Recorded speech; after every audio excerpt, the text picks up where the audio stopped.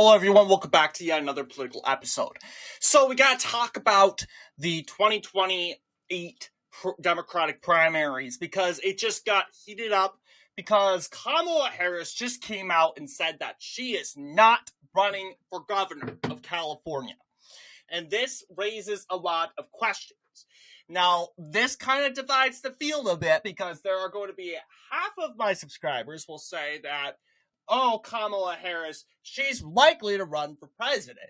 That's probably all what the Kamala Harris brat people are saying. Oh, wait, hang on. No, there's no such thing as Kamala Harris brat people because we know for sure the reason why she's not running is that she doesn't have the Kamala Harris brat vote, right? Those suburban women that came out to vote for Kamala at mass last year. Where are these Kamala people? Aren't they excited? Well, they didn't seem to be so excited about Kamala Harris running for governor of California. So this is kind of a reason why she's kind of saying, look, I'm not running. Because, look, then again, no one seems to be excited. Because obviously the momentum generated for Kamala Harris last year was fake. It was fake. It was manufactured by the Democratic Party and the liberal media. She paid actors, obviously. A lot of it was obvious because you take a look at these ads, you see these supporters, they're acting. You can obviously tell they've been reading a script. You know, I can obviously tell when people are acting and when people actually are starstruck. People act more quiet when they're starstruck, okay? They act shy, right? You're shy. But over 99% of Kamala's supporters had good speech. They were all overly excited. And it's just like, okay, it's number one, cringe. 99% of it is cringe. And our society's better than that. So, you know it's fake. And you know part of it. So, yeah, everything was paid. Everything was manufactured from the Harris campaign. Because, like Greg Foreman correctly pointed out, we went from everyone hated Kamala Harris during 2022. People saying we need to replace Kamala Harris with Pete Buttigieg. He's better. Yada, yada, yada. And then Biden's declining. Biden drops out of the 2024 race. Everyone says how great Kamala is. Kamala is the best candidate. She's going to be the best president. She's better than sliced bread. She's the best thing. Yada, yada, yada. Kamala loses the election historically in a historic fashion, embarrassment. And then everyone hates Kamala again. Do you see how this works? The Democrat Party is a joke. It is a livid joke. They made Kamala Harris the best thing in the world, even though they tried to get rid of Kamala Harris during the Biden administration. But then they go and prop her up. They make her the biggest brat queen in the world. She loses in a historic fashion. Now they throw her into the dumpster fire. It's time to find a new brat queen, and it's likely going to be AOC. Seriously. And although Kamala Harris leads in the polls right now, I doubt that these polls are actually correct. Let me make this straight. Donald Trump led in the polls by over 40 percentage points. The Republicans did not abandon Trump when he lost in the 2020 election. They kept on. They kept faith in him. But when Kamala Harris ran and lost, they ejected her. Why? Because for Democrats, they're not pro-Harris. They're pro-Democrat, okay? It's not about voting for the candidate. It's actually about voting for Democrats, okay? It's about voting for the left. But for Republicans and Trump supporters, it's not about voting Republican. It's about supporting Trump. And that's obviously over voting for Trump, because honestly, voting for Trump, that gets people more excited. It's not about voting Republican up and down the ballot like Democrats love to do. It's voting for Trump. It's not voting for conservatives. It's not voting for the right. It's voting for Trump. And that is what these Trump Republicans care about. And that's why you saw Donald Trump win the Republican primaries in a historic fashion. Kamala Harris, if the primaries were held today, this is what your map's going to look like. Pete Buttigieg is literally taking half of the said map. Kamala Harris is not going to even receive the majority of delegates to claim the national convention. If this were the primary results, it would be an open field in the national convention. You would Kamala would have had to beg Gavin Newsom to drop out or AOC to drop out, so it could be a Pete Buttigieg, Kamala Harris battle in the national convention. And even that, it's going to be very close. And I doubt, this is just what the polls are saying. Then again, the polls really, really, really tend to overestimate Kamala Harris. They prop her up to be the biggest thing ever. And I agree with Greg Foreman and his case in regards to this. Let's be honest. When it comes to the said this election, I think Kamala Harris isn't going to win. She's going to end up dropping out because there's a reason why she's not running. If she knew she was going to run in the 2028 primaries and win, honestly, Greg Foreman is absolutely correct. And a lot of people will say, oh, you praise Greg Foreman a lot. Well, here's the thing. I have my differences with Greg. The thing about Greg Foreman, I trust him. He is older. He is experienced. He has observed politics for a very, very, very long time. He's learned the system, and he makes predictions. He's spot on, right, correct. So I trust this man with my heart. And although I do have my disagreements with him, specifically in regards to, I want to believe North Carolina. He thinks North Carolina might be a Democrat pick. I'm like, no. Because honestly, he's not considering the low propensity vote for Republicans, for the Democrats. They need all those black voters to show up, and black voters in North Carolina don't want to show up and vote in the midterms. So I am not necessarily on Greg's side when it comes to that, although he's for sure rooting for Republicans. He's saying he isn't. But I trust this guy, what he's saying, way more than Red Eagle, if you could tell. I'm going to admit it. Although Red Eagle is smart, he has become a big, huge establishment figure, obviously. No, he's become a big figure in the MAGA movement. And when it comes to predicting, and he's 100% spot on when it came to the presidential election. Although I took more of a cautionate approach, and that's how I kind of roll. I tend to be more cautionate. I'm not going to go and say, oh, Republicans are going to win all the swing states because we're the best. No, I'm just saying, let's look at the trends. Let's be cautious, because I don't like setting my subscribers, my followers up, and then we see the biggest Republican flaw ever. So yeah, I purposely tend to really underestimate Republicans. That's really to let my channel adapt to the possibilities of losing, and especially when it comes to us being in power, where the majority party tends to lose elections. It's just how the pattern goes.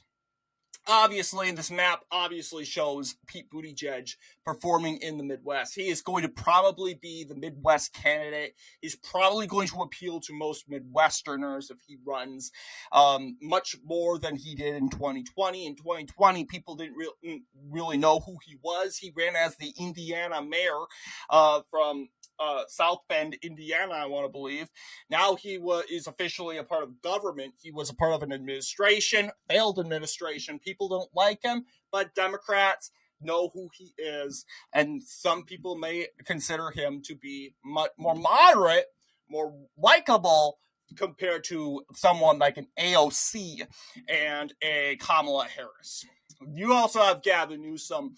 Gavin Newsom's going to be difficult. And a lot of people will say, oh, well, Gavin Newsom will pick up more states than that. Well, he could. But let's remember, Gavin Newsom is going to face the AOC voters. The AOC voters are going to make sure that Newsom doesn't win that nomination. And although there are no evidence of such polls, I'm just saying if Harris is leading the polls by 21%, 3-point percentage lead, then she's at least carrying the majority of states. That would incentivize Newsom to carry at least California. AOC will pick up her state of birth, I want to believe. Was she born in Puerto Rico? She was born in Puerto Rico.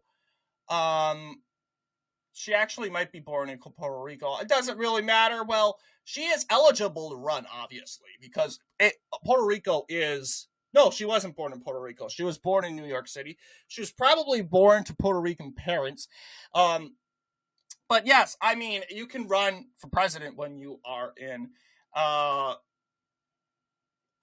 when you can run for president if you were born in a territory, because obviously that is a part of the United States. And I'm not going to talk about Puerto Rico, even though my stance is pretty anti-Puerto Rico being a part of the Union. But I do believe at a point Puerto Rico you'll have to ditch the territories. At some point, we'll have to let the territories become independent countries.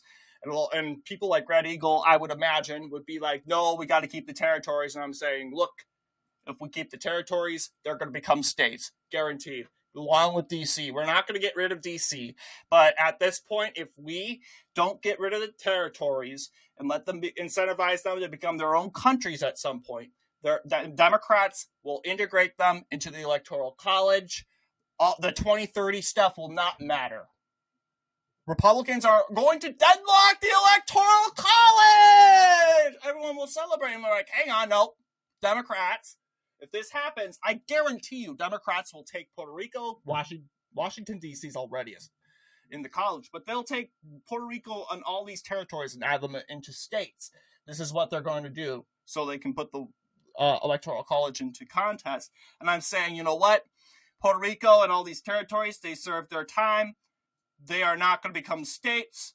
They can no longer be territories anymore because they're becoming a liability. I know a lot of us want these territories because it benefits America. Yes, but it's not going to benefit America when Democrats take back the White House and gain everything. Just saying. So we can have these territories become independent countries. We can have close ties with these territories, Americanize these territories, make them close countries like Micronesia and Palau, those two Pacific island countries where we have so much investments in there. We can basically have a strong developing relationship with those quote territory countries. But I think that's going to have to happen at some point before 2030. Because if we don't do that, Democrats will, I promise you, they will take those territories and they'll add them into states. And you're going to be seeing a dozen more stars on that flag. And although the Democrats would love to celebrate it, this is bad for the country.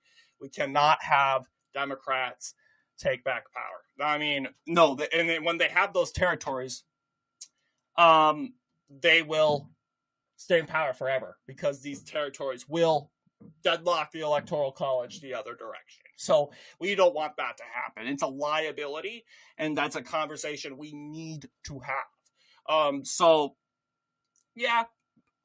But I know I wasn't going to say we're not going to talk about Puerto Rico. I'm just going to come out and say, yeah, Puerto Rico and those territories need to go.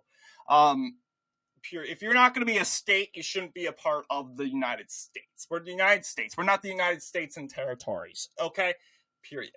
But anyway, it's not a good field. Not a good field for AOC. I did say that there's half of my channel is going to say that Harris is going to run for 2028 and all that stuff. But there's half of my channel that's coming out and they're saying, actually, hang on. AOC's career, Harris's career is over.